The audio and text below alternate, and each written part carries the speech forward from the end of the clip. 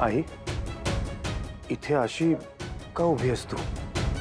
नाही, मला माहिती आहे तू तुझ्या मोठ्या नातीची वाट पाहतेस, पण इथे असं उभं राहून काय होणार आहे सांग? मला कळतंय रे, पण काय करू?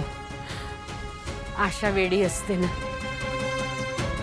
राजन,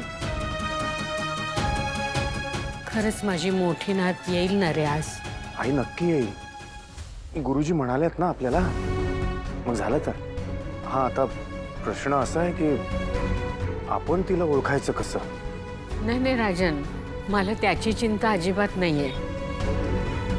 अरे आपल्या माणसाला आपलं मन बरोबर ओळखतं. म्हणजे माया जिव्हाळा हा जाणवतोच ना. कमळीच्या बाबतीत बघ कसं झालं माझं. म्हणजे मला असं आतून वाटलं की हिचं आणि माझं काहीतरी पूर्वजन्मीचं नातं असावं.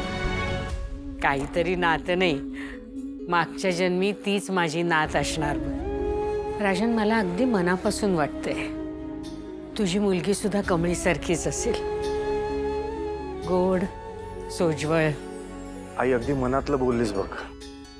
मी सुद्धा जेव्हा जेव्हा कमळीला पाहतो ना तेव्हा कनेक्ट जाणवतं. हो ना? हो.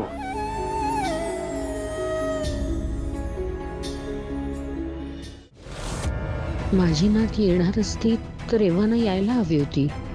केक कापायची वेळ पण आली आता.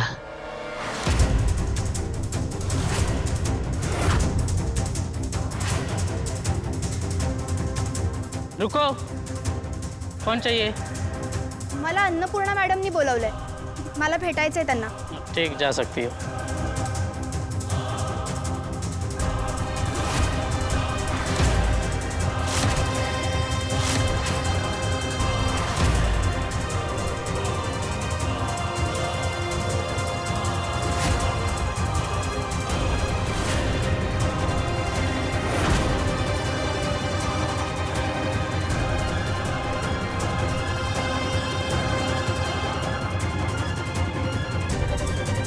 आजी,